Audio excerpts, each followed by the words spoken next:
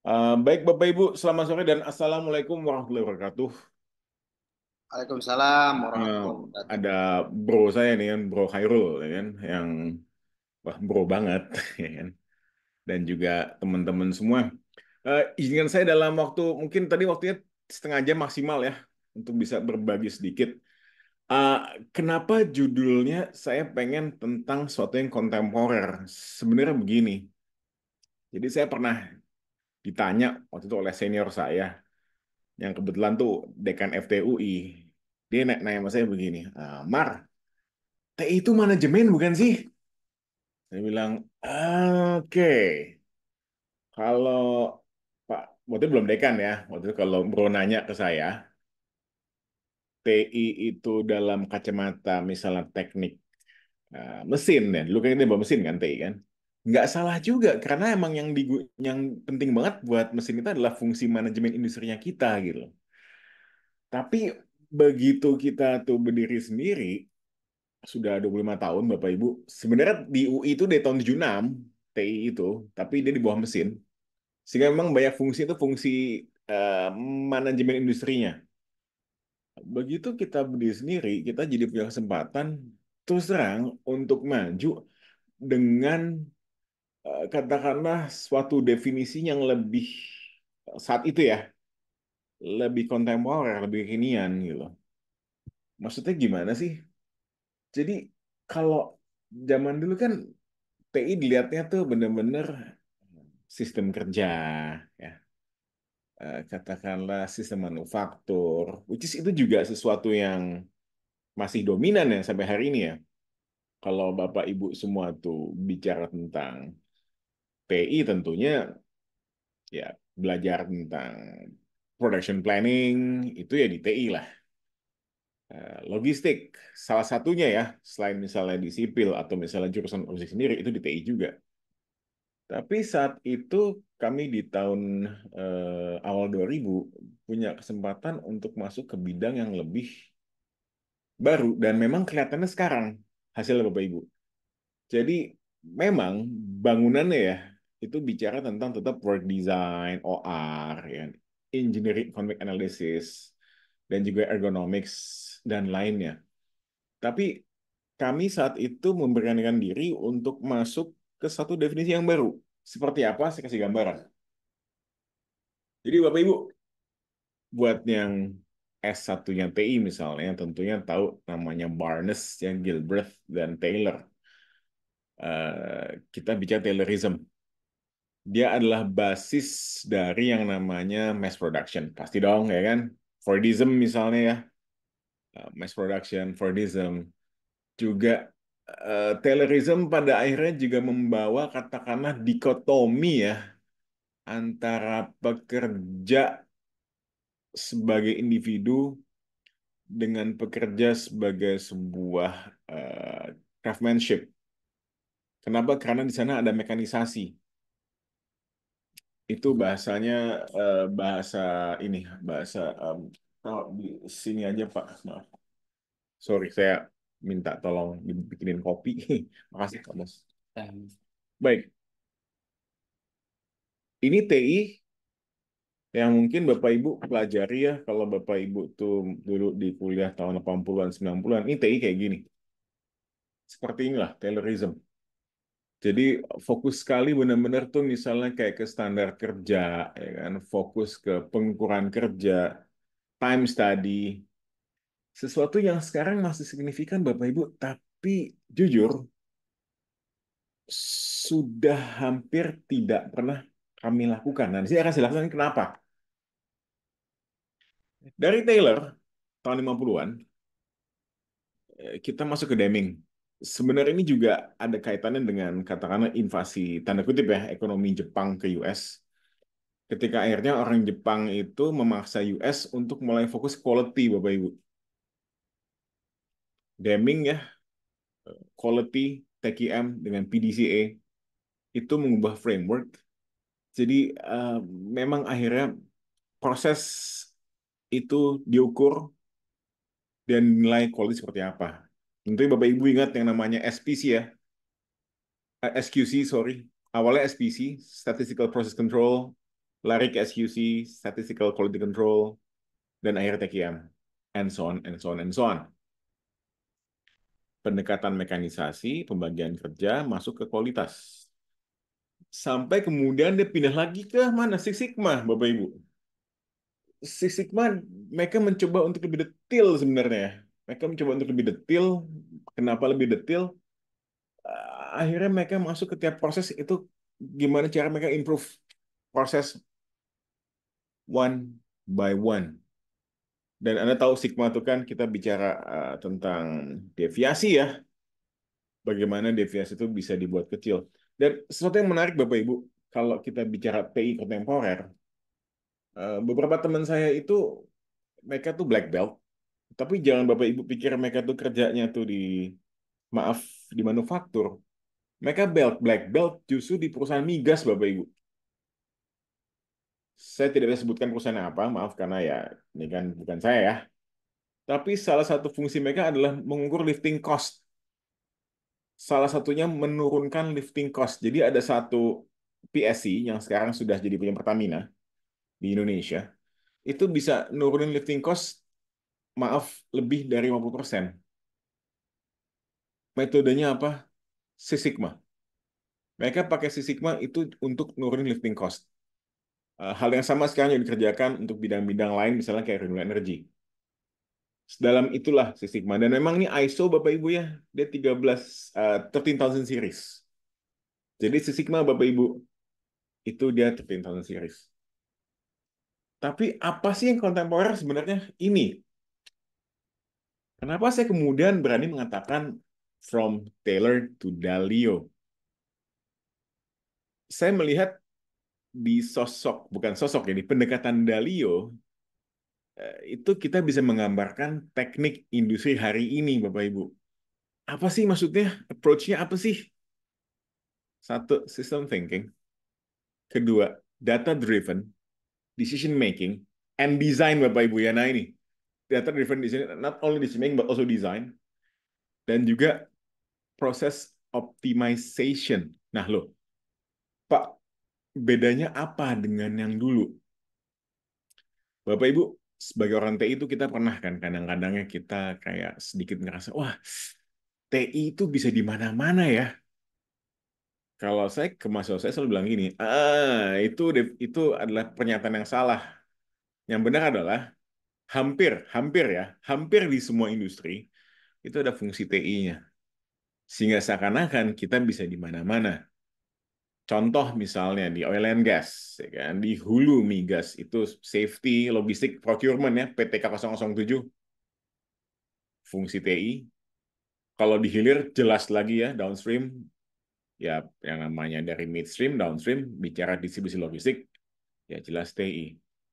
Tapi perbedaannya adalah TI dulu dengan sekarang itu di tiga hal ini saya ngelihatnya. System thinking, yang bahkan kita tidak lagi hanya berani masuk ke sesuatu yang sifatnya tuh mikro dan meso, tapi sudah masuk ke makro.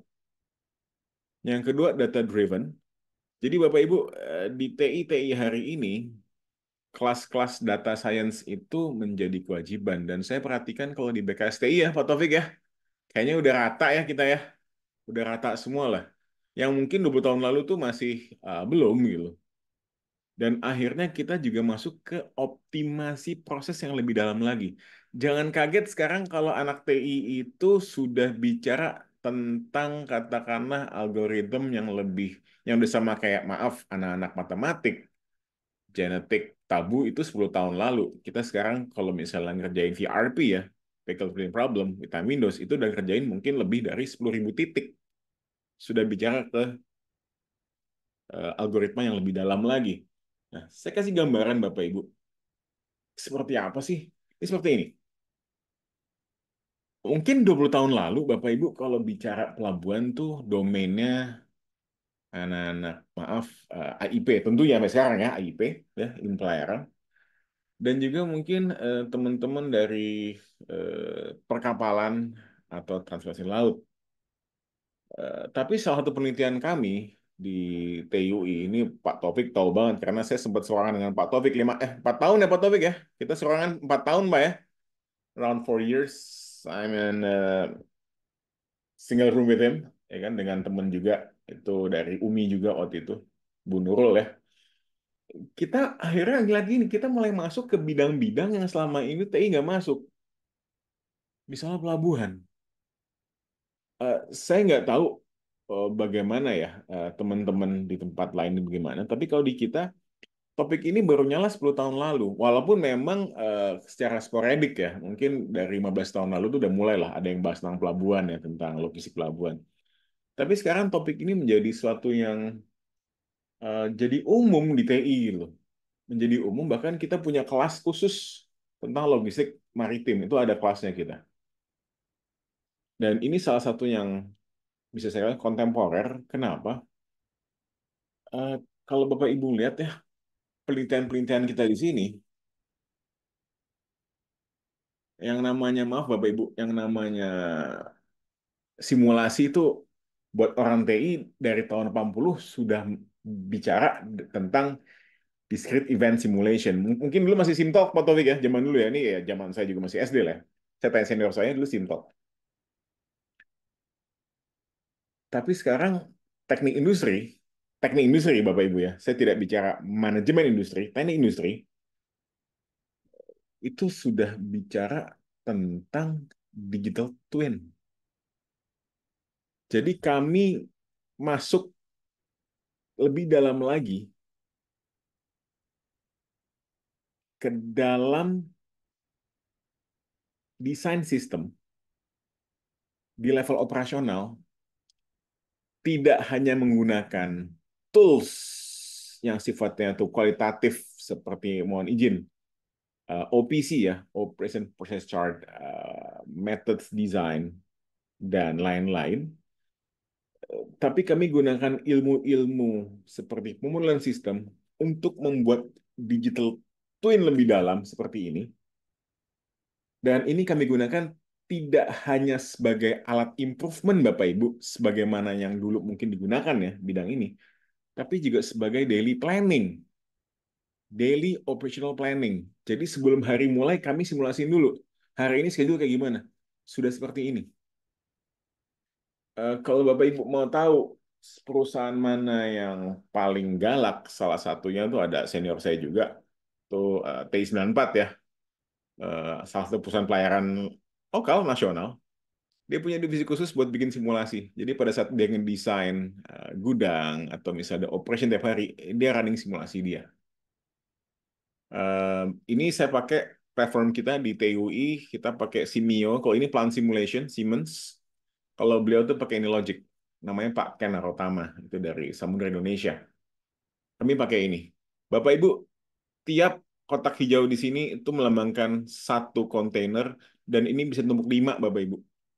Ini yang oranye itu adalah terminal trucks-nya, dan juga ada outer truck yang fungsinya itu untuk ngangkut barang keluar masuk. Ini ada gantry crane yang bergerak, gantry crane. Dan kalau model ini Bapak Ibu lihat itu lebih ke atas lagi, itu kita bahkan modelin gantry crane, key crane, dan juga kapalnya Bapak Ibu. Dan model ini kalau kita embed lagi, kalau maaf, saya langsung aja deh, contoh ya, di Singapura, NUS, mereka menggunakan platform yang sama, tapi menggunakan bahasa digital twin. Jadi ya kita udah ke situ sekarang. Tapi ini tentang masih, maaf, logistik, masih simulasi, optimasi. Data driven, Bapak Ibu. Data driven itu apa sih sebenarnya? Bapak Ibu, kalau 20 tahun lalu ya, saya kan S1 tahun 96, Bapak Ibu. Saya belajar tuh ya tahun 96 loh. Eh, saya masih ngalamin misalnya waktu kuliah APK tuh ngukur dengan antropometri ya. Antropometer, sorry, antropometer. Saya ngukur satu one to one, saya ukur. Saya desain, ya kan. Waktu itu pakai CAD, wah udah canggih banget deh. Rasanya tuh kita pakai udah canggih banget kan. Awalnya masih pensil, senior saya. Bapak Ibu, hari ini kami mengukur dimensi manusia itu menggunakan 3D body scanner. Jadi data itu data driven bukan berarti hanya data itu given bagi kita, Bapak Ibu, tapi kita juga actively kita ambil data. Kita ada kayak gitu. Kita tarik data, data detail, Kemudian ini project kami, Bu, Bapak Ibu, ini tahun 2017 kita publikasi. Itu kita yang desain namanya ini CN235 MPA. Itu kita desain takonya ya, tactical command. Juga ini apa kayak semacam kayak tempat dia untuk namanya tuh buat, aduh saya lupa namanya, tapi buat yang foto ya, buat observer station namanya. Ini tako yang memang akhirnya ya Bapak Ibu, fungsi-fungsi ini adalah fungsi yang dibutuhkan sebuah industri yang lengkap. Tidak hanya desain, maaf, struktur, desain avionics, tapi juga desain tadi human machine interaction ya. Nah, ini juga sesuatu yang akhirnya saya sampaikan kontemporer. Kenapa saya bilang begitu? Tren ini baru muncul 10 tahun belakangan di Indonesia. Maaf, mungkin 10-15 tahun belakangan. Sebelum ini, TI Indonesia itu biasanya masuk tuh ke desain yang sederhana, kursi, meja, atau alat simple. Tapi hari ini Bapak Ibu, kampus-kampus di Indonesia, teknik industri sudah bisa masuk ke sini. Kita udah ke sini dan masuk ke sini. Ini alat-alatnya sebagian kita punya motion capture, kita punya 3D scanner, dan ini project kami di Pindad waktu itu. Ini project-project ini Bapak Ibu, project pro bono. Jadi kita ya masuk, kita neliti aja. Nah, ini contoh juga pada saat data itu kita pakai untuk logistik. Bapak Ibu, ini data dari salah satu perusahaan kurir ya, lokal Indonesia. Eh, Gimana data itu bisa kita ambil dan kita gunakan, Bapak Ibu. Ini untuk apa sih? Ini untuk ngitung efisiensi dari tiap ini apa last mile delivery station. Real time nggak Pak? Semi real time. Semi real time. Apalagi kalau saya sudah ada MRP kan, sudah MRP, ERP real time. Nah, Bapak Ibu, hal lain tentang TI yang kontemporer itu dia sudah mulai irisan juga dengan teknik sipil. Kenapa kayak begitu? Mungkin dahulu tuh orang bicara jalur pelayaran, bicara teknik transformasi sipil. Tapi sekarang Bapak Ibu, TI, logistik yang TI itu masuk ke logistik spasial. Kita sudah masuk spasial. Jadi di sini kami mengubah jalur pelayaran Bapak Ibu, ini perintis ya. Jadi punyanya negara, subsidi 100%. Menggunakan DB-Scan dan juga Traveling Solution Problem, kita ngubah trayek dari jalur pelayaran perintis, itu dia naikin konektivitas, menurunkan jumlah nautical miles pelayaran, dan menurunkan lamanya round voyage. Jadi menaikkan connectivity, nurunin round voyage, nurunin jalur jarak pelayaran, menggunakan tadi optimasi. Itu optimasi proses Bapak Ibu. Jadi sekarang TI sudah masuk ke sana. Lebih lanjut lagi Bapak Ibu, ini project saya bersama sipil waktu itu ya, Inaport, ketika diminta untuk menganalisa bisnis proses. Saya sampaikan begini, kalau saya diminta ngerjakan bisnis proses secara manual, saya nyerah. Karena itu time consuming. Saya hanya bisa kalau saya dapat event log dan dikasih. Dengan event log, saya bisa ngelihat bisnis prosesnya sesuai dengan aplikasi yang ada. Ditambah saya melihat kesesuaian prosedur. Berapa misalnya prosedur yang di bypass. Itu dengan yang namanya proses mining. Dengan Fluxicon saya kerja waktu itu. Demikian Bapak Ibu, kayak waktunya sudah tinggal 3 menit ya. Bapak Ibu, ini contoh ya sebagai penutup. Baik yang mengatakan bahwa kalau data bukan TI dong, ya kan? Data mah aktuaria. Oh iya betul, aktuaria tuh kuat sekali ya. Mereka kuat sekali dengan matematika, kuat dan saya angkat jempol. Di UI kita punya jurusan aktuaria yang kuat, ya kan? Dan juga kawan-kawan saya lah, sahabat-sahabat saya juga di sana. Tapi begini intinya. Mungkin buat Bapak Ibu ngeliat ini nih apa sih, Mar? Bapak Ibu, ini sebelah kiri adalah ya katakanlah peta menunjukkan angka yang dicetak oleh seorang pemain pada saat dia itu nge-shoot bola di lapangan basket. Sebelah kanan itu peta dari dua pemain, ini Shaquille O'Neal dan juga DeMarcus Cousins, beda zaman ya. Dia metain katakanlah pola permainan mereka, Bapak Ibu. Bapak Ibu, data bagi yang maaf bukan domain ya, sekedar data. Tapi mungkin ini jadi informasi bagi orang domain dia. Saya kasih lihat ini ke pelatih basket anak saya, dia jadi ngerti, oh iya ya, ini kenapa sekarang kok kalau main pada nge-three point semua. Itu karena data, Bapak Ibu. Data ini yang mengubah akhirnya pola permainan basket tidak hanya di luar, tapi juga di Indonesia. Lebih banyak orang sekarang coba nge-three dan lebih banyak daripada dia medium shot, dia mendingan three point aja. Kenapa? Karena data dipegang oleh orang yang paham akan sistem, dia jadi informasi, dia ambil tindakan. Jadi Bapak Ibu, demikian paparan saya. Waktunya mungkin sudah habis Bapak Ibu ya. Nanti kita bisa teruskan di sesi tanya jawab ya. Terima kasih, selamat siang dan assalamualaikum.